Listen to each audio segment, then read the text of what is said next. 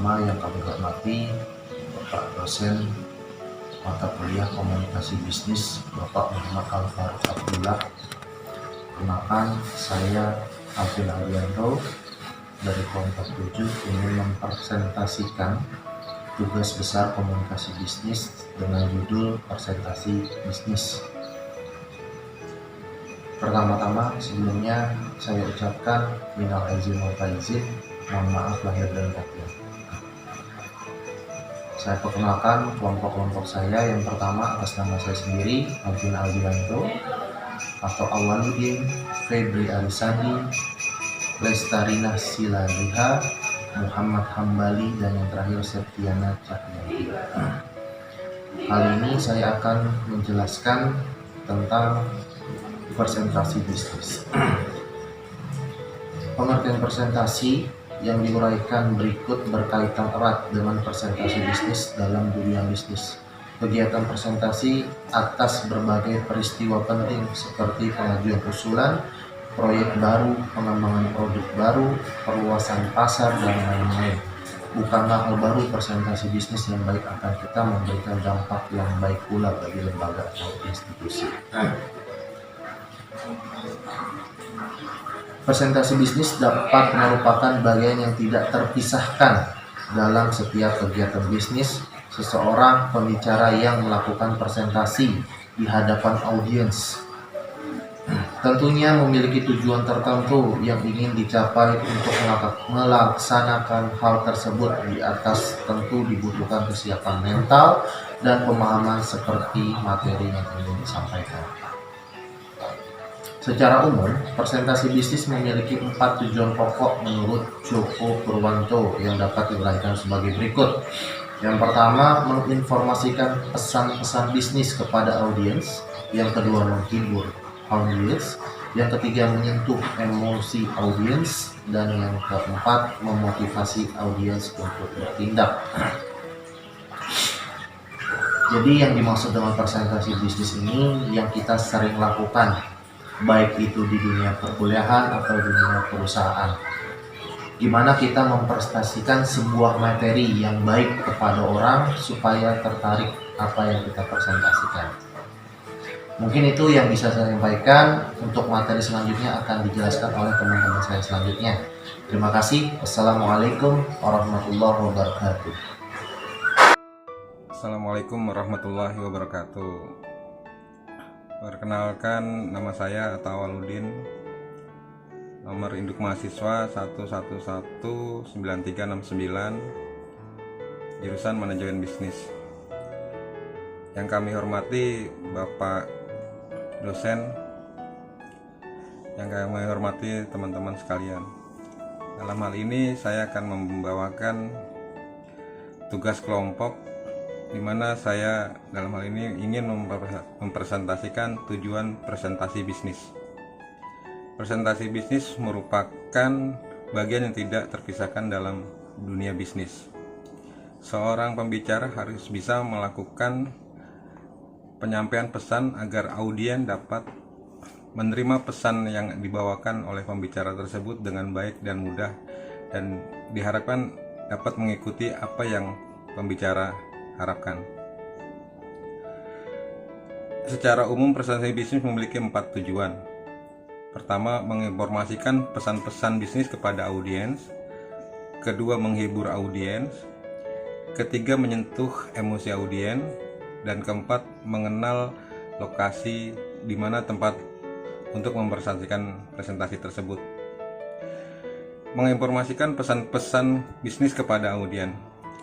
Presentasi bisnis yang paling umum adalah menginformasikan apa-apa yang ingin disampaikan oleh komentator, sehingga komentator tersebut harus memiliki kemampuan yang menarik dan bahasa yang sederhana dan mudah dimengerti oleh audien. Dan juga komentator harus bisa berbicara sedemikian rupa sehingga audien tidak bosan dan enak didengar. Yang kedua, menghibur audiens. Selain memberikan informasi pesan-pesan yang ingin disampaikan oleh komentator kepada audien, seorang komentator juga harus bisa menghibur audien agar audien itu tidak monoton, tidak bosan, dan ingin selalu mendengarkan apa yang dibicarakan oleh komentator. Yang ketiga, menyentuh emosi audien. Selain memberikan informasi, menghibur, presentasi bisnis juga memiliki tujuan untuk menyentuh emosi audien. Seorang komentator yang berpengalaman tentunya tahu bagaimana menyampaikan pesan-pesan bisnis yang mampu menyentuh emosi audien. Yang keempat, mengenal situasi dan kondisi tempat di mana presentasi tersebut diadakan. Sehingga komentator juga harus mempunyai kemampuan di mana harus bisa mengenal tempat lingkungan yang akan dipresentasikan. Tujuan daripada presentasi adalah agar pesan-pesan yang diberikan kepada audien, pesan-pesan yang diberikan oleh komentator bisa diterima dengan mudah dan para audien tidak bosan dan juga selalu ingin mengikuti apa yang dibicarakan oleh komentator. Sehingga akhirnya tujuan daripada presentasi bisnis tersebut bisa dan mampu untuk mengajak dan mampu para audien menyerap apa pesan-pesan tersebut dan mengikuti apa yang disampaikan oleh audien. Demikianlah presentasi yang tugas kelompok yang saya bawakan. Mohon maaf bila ada kesalahan. Sekian, terima kasih. Wassalamualaikum warahmatullahi wabarakatuh. Terima kasih atas kesempatannya. Perkenalkan, nama saya Lestarina Silalahi atas NIM 11119396. Di sini saya akan melanjutkan presentasi dari rekan saya dan saya akan menjelaskan tentang persiapan presentasi bisnis. Beberapa persiapan dasar presentasi bisnis. Yang pertama, penguasaan terhadap topik atau materi yang akan dipresentasikan. Penguasaan terhadap materi yang akan dipresentasikan merupakan salah satu syarat penting agar apa yang ingin disampaikan kepada audiens dapat mencapai sasaran. Ketidakpastian terhadap materi yang akan dipresentasikan bukan saja menghambat penyampaian pesan kepada audiens, tetapi juga akan memberikan citra atau image yang kurang baik bagi pembicara yang bersangkutan. Jadi, oleh karena itu, kuasailah materi tersebut dengan baik sebelum melakukan presentasi di hadapan audiens. Yang kedua, penguasaan berbagai alat bantu presentasi dengan baik. Di samping penguasaan materi yang akan dipresentasikan dengan baik, maka berikutnya adalah bagaimana seorang pembicara mampu memanfaatkan berbagai alat bantu presentasi bisnis demi pencapaian tujuan yang dikehendaki. Yang ketiga, menganalisis siapa audiens, yaitu who, what, where, when, why, how.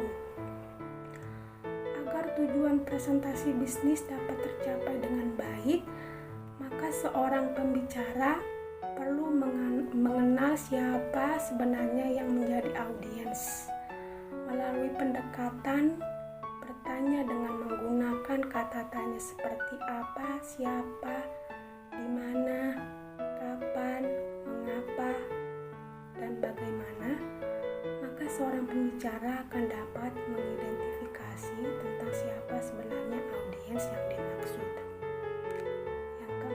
Menganalisis berbagai lingkungan, lokasi atau tempat untuk presentasi. Agar presentasi bisnis yang dilakukan tersebut dapat mencapai tujuan, maka seorang pembicara perlu mengenal lebih dekat dengan lingkungan, lokasi atau tempat di mana seseorang akan melanjutkan presentasi bisnis.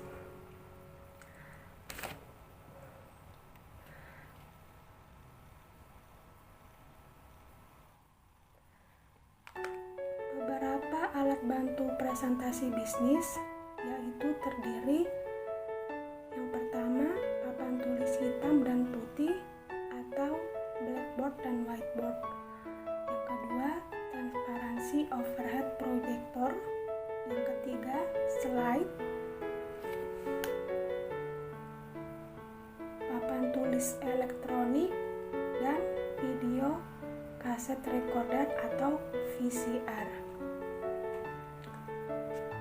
Terima kasih atas penjelasannya. Sekian dari saya dan selanjutnya akan dilanjutkan oleh rekan saya. Perkenalkan, nama saya Februari Sandi, mahasiswa Universitas Dian Nusantara dengan jurusan manajemen.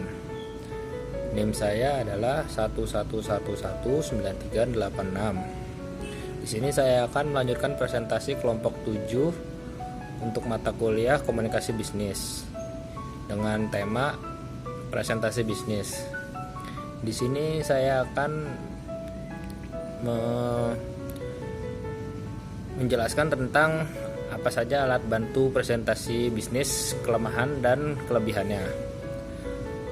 Alat bantu presentasi bisnis cukup banyak, mulai dari alat bantu presentasi konvensional sampai dengan alat bantu bisnis yang modern atau kontemporer. Sebelum menggunakan alat bantu tersebut, sudah selayaknya apabila seorang pembicara memiliki kemampuan teknis operasional dan melakukan pemeriksaan alat bantu presentasi bisnis tersebut sebelum digunakan demi suksesnya suatu presentasi bisnis. Berbagai alat bantu presentasi bisnis mencakup antara lain blackboard, whiteboard, flip chart, transparansi overhead projector, slide, papan tulis elektronik (FCL), dan panel LCD projector yang sekarang sering dipakai untuk presentasi. Masing-masing alat bantu presentasi tersebut memiliki kelemahan dan keunggulannya masing-masing. Yang pertama, papan tulis. Papan tulis ada dua. Yang pertama, whiteboard, dan yang kedua adalah blackboard. Papan tulis blackboard sudah digunakan sejak zaman dahulu untuk mempresentasikan sesuatu. Sehingga alat tersebut relatif jarang digunakan karena sudah kuno. Dan yang kedua ada whiteboard. Whiteboard itu banyak digunakan, berbeda dengan blackboard. Whiteboard menggunakan spidol, sering digunakan di perkantoran bisnis ataupun non bisnis. Sarana ini biasanya cocok untuk digunakan untuk lokakarya, briefing, dan rapat rutin. Keunggulannya fleksibilitas dan kemudahan dalam melakukan koreksi. Sedangkan kelemahannya, tulisan tangan penulis sering sulit dibaca dan tidak efektif untuk peserta berjumlah lebih dari 15 orang. 15 gimana ya, satu. Yang kedua ada flip chart. Flip chart adalah sebuah papan yang dilengkapi kertas. Mungkin ada yang tahu dengan orang yang sering melukis itu kayak itu mungkin sejenis flip charts. Keunggulannya adalah fleksibilitas dalam penulisan dan biayanya relatif murah. Kelemahannya sama seperti papan tulis whiteboard. Kalau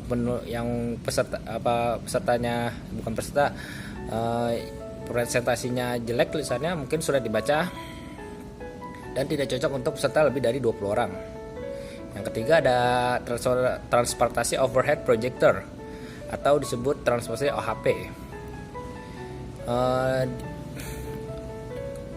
Keunggulannya adalah cepat dan murah jika menggunakan fotokopi.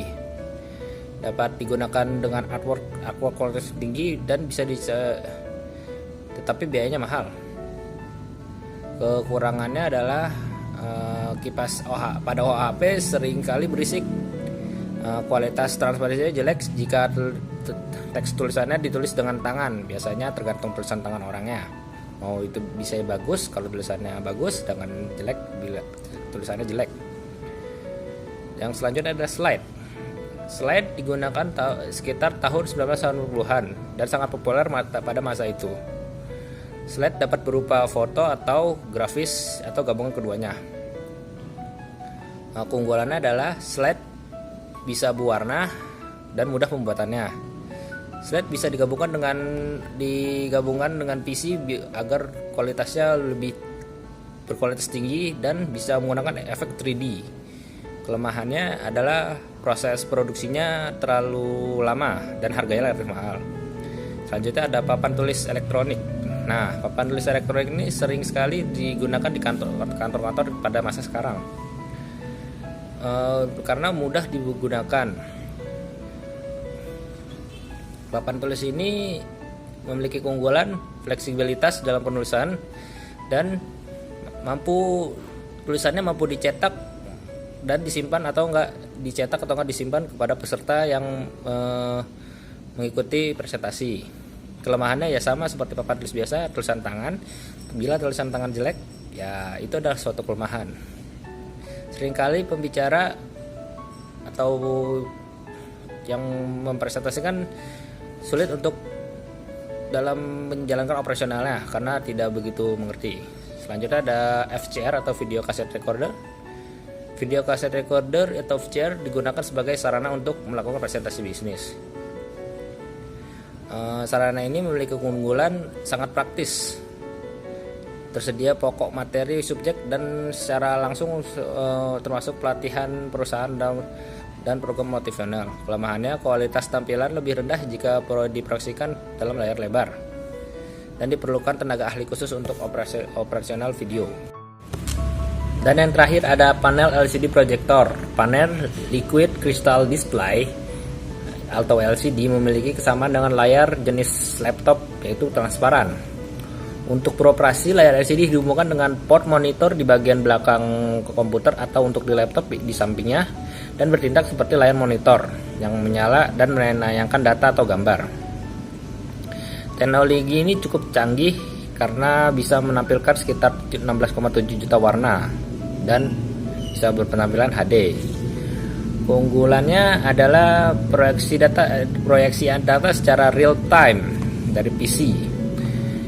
Proyeksi langsung memungkinkan tingkat interaktivitas semakin tinggi. Kelemahannya adalah panel LCD jenis lama seringkali menghasilkan kualitas gambar yang jelek.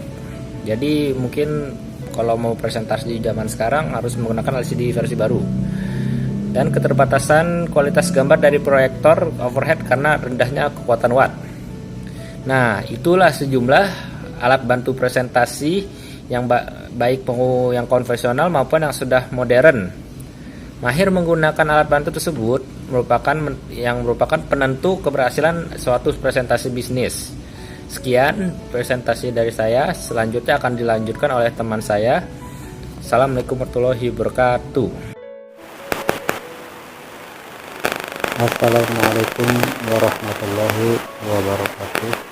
Perkenalkan, nama saya Muhammad Hambali dari Universitas Dian Nusantara.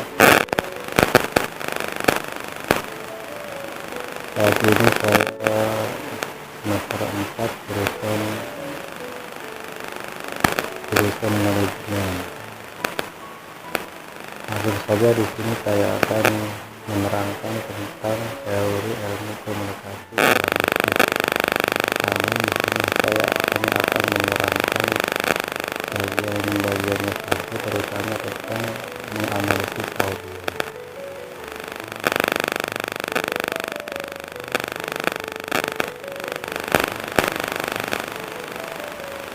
Hal-hal yang perlu diperhatikan sebelum kita melakukan presentasi atau komunikasi dalam bisnis. Ada beberapa yang perlu kita lakukan.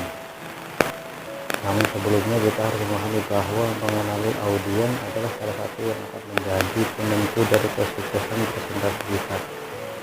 Nah, karena itulah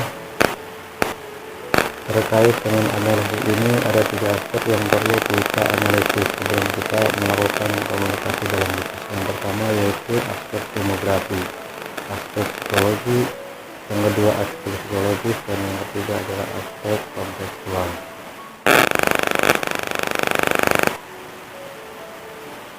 aspek pornografi itu seperti apa sih? Dasar aspek pornografi itu lebih ke seperti perbedaan daerah, perbedaan bahasa, atau perbedaan adat istiadat yang itu harus kita pahami sebelum kita melakukan presentasi atau komunikasi dengan audiens kita. Kemudian ada aspek psikologis. Tujuan dari aspek psikologis adalah untuk mengetahui apa yang dipahami dan diyakini oleh audiens kita sebelum mengikuti presentasi kita, seperti latar belakang pendidikan mereka atau hal-hal apa yang mereka inginkan ataupun yang lain-lainnya. Apakah presentasi ini atau mengikuti presentasi kita atas kemauan sendiri atau apa saja yang mereka inginkan presentasi ini, dan kita harus tahu sebelum kita melakukan presentasi atau komunikasi dalam ini. Kemudian yang ketiga adalah aspek kontekstual. Aspek kontekstual itu lebih ke kita harus mengetahui bagaimana situasi yang kita hadapi. Artinya kita harus memahami apa yang kita bahas dan apa yang kita inginkan dari audiens kita, dan apa yang akan kita sampaikan dapat gampang dimengerti dan dipahami oleh para audiens kita. Selanjutnya, setelah kita mengetahui aspek-aspek dalam menganalisis audiens, maka bagaimana sih cara agar presentasi atau komunikasi kita dapat berjalan dengan persuasif? Ini ada beberapa cara yang dapat kita lakukan. Pertama, yaitu dengan melakukan analisis pribadi. Artinya kita harus mempersiapkan diri kita atau materi atau pendukung lainnya agar presentasi kita dapat berjalan dengan lancar dan mudah dimengerti oleh audiens kita. Dan kedua, yaitu melakukan wawancara dengan panitia atau penyelenggara. Artinya apabila kita diundang dalam suatu forum atau panitia, maka kita harus berkomunikasi atau berkoordinasi terlebih dahulu dengan penyelenggara kita sehingga tidak ada miskomunikasi. Kemudian yang ketiga adalah wawancara dengan audiens. Wawancara dengan audiens, kita bisa melakukan komunikasi dengan audiens ketika kita sedang melakukan presentasi. Hal itu dilakukan untuk menghidupkan presentasi kita apabila ada pendengar kita atau audiens kita yang belum memahami tentang apa yang kita sampaikan. Kemudian juga kita dapat melakukan yang tepat, yaitu melakukan pengamatan selama presentasi. Artinya ini sebagai bahan referensi kita saja. Artinya kalau kita berkomunikasi atau melakukan presentasi lagi di masa yang akan datang, kita bisa jadikan pegangan agar komunikasi kita atau presentasi kita lebih baik di masa yang akan datang. Saya rasa itu yang dapat saya sampaikan tentang analisis audiens dalam melakukan komunikasi ini. Kurang lebihnya mohon maaf. Assalamualaikum warahmatullahi wabarakatuh. Terima kasih.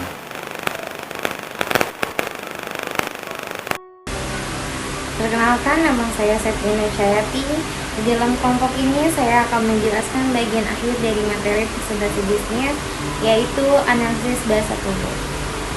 Di dalam melakukan presentasi bisnis, sebenarnya yang menjadi perhatian audiens dalam presentasi bisnis bukan saja ucapan atau topik dari si pembicara, tetapi gerakan-gerakan tertentu yang muncul dari si pembicara akan memberikan perhatian lebih terhadap audiens, serta akan menyerahkan sesuatu dari ucapan yang telah disampaikan oleh si pembicara. Tentunya kalian pasti pernah mendengar kata body language. Ya, body language sama hal dengan analisis bahasa tubuh, yang merupakan gerakan yang dilakukan oleh si pembicara pada saat melakukan presentasi bisnis, dan itu salah satu termasuk dalam bentuk komunikasi nonverbal. Gerakan-gerakan yang sering dilakukan pembicara dalam melakukan presentasi bisnis antara lain meliputi ekspresi wajah, kontak mata, gerakan tangan, gerakan bahu, gerakan kepala, dan cara berdiri. Baik, saya akan menjelaskan satu persatu gerakan-gerakan yang telah saya sebutkan tadi. Yang pertama, ekspresi wajah. yang merupakan salah satu ekspresi tubuh yang dapat memberikan arti senang dan sedih atau marah. Wajah dapat mengungkapkan emosi dirinya dengan polos apa adanya tanpa harus ditutup-tutupi. Oleh karena itu, pada saat melakukan presentasi bisnis, seseorang pembicara perlu berlatih bagaimana menampilkan ekspresi wajah untuk mengekspresikan kesenangan, kesedihan, atau kemarahan. Dan yang kedua, senyuman. Dengan senyum, kita dapat mengobati perasaan sakit sehingga dapat memulai hubungan, meyakinkan seseorang, dan dapat menyampaikan penghargaan. Dalam presentasi bisnis, senyum yang polos, tulus, dan tidak dibuat-buat dapat membuat penampilan lebih bersahabat dan membangun hubungannya lebih akrab dengan audiens. Bagaimanapun juga, orang yang tersenyum menunjukkan bahwa ia sedang merasa yakin, senang, dan nampak mampu untuk mengendalikan emosinya. Yang ketiga, kontak mata. Kontak mata memiliki makna yang cukup menentukan bagi keberhasilan suatu presentasi. Dalam melakukan presentasi bisnis, tetaplah para audiens dengan baik. Jangan memfokuskan perhatian pada seseorang atau sisi ruangan tertentu, tetapi tataplah mereka dengan secara merata. Tatapan mata si pembicara ke seluruh audiens menunjukkan bahwa ia berharap semua audiens memperoleh perhatian yang sama. Pandanglah mereka dengan senyuman yang manis dan hindari ekspresi wajah yang cemberut. Yang keempat, gerakan tangan. Pada saat melakukan presentasi bisnis, akan membantu pembicara untuk lebih meyakinkan atau memperkuat topik bahasa tertentu. Jangan sesekali menunjuk ke arah audiens dengan jari telunjuk, karena pada umumnya tindakan tersebut dianggap tidak sopan. Gerakan tangan yang dilakukan pembicara pada saat melakukan presentasi bisnis bermacam-macam, sesuai dengan tujuan yang dikehendaki. Contohnya, seperti yang sudah saya lakukan pada saat di awal dengan menanyakan, apakah kalian pernah mendengar kata body language? Gerakan tangan tersebut merupakan gerakan tangan secara terbuka untuk menunjukkan kejujuran atau keterbukaan. Tampang mengepal seraya diangkat ke atas untuk menunjukkan suatu ketegasan atau kebulatan suatu ide atau gagasan. Yang kelima, gerakan bahu. Dalam melakukan presentasi bisnis, akan menunjukkan kepercayaan diri atau menyerah. Gerakan bahu tegap yang diiringi dengan kepala ke atas akan menunjukkan suatu sikap yang percaya diri atau siap untuk tampil. Sedangkan bahu yang terkulai diikuti dengan kepala menunduk akan menunjukkan sikap yang kurang bergairah atau tidak siap untuk tampil. Selanjutnya, yang keenam, gerakan kepala dapat digunakan untuk menunjukkan sikap setuju atau menolak. Saya contohkan seperti ini.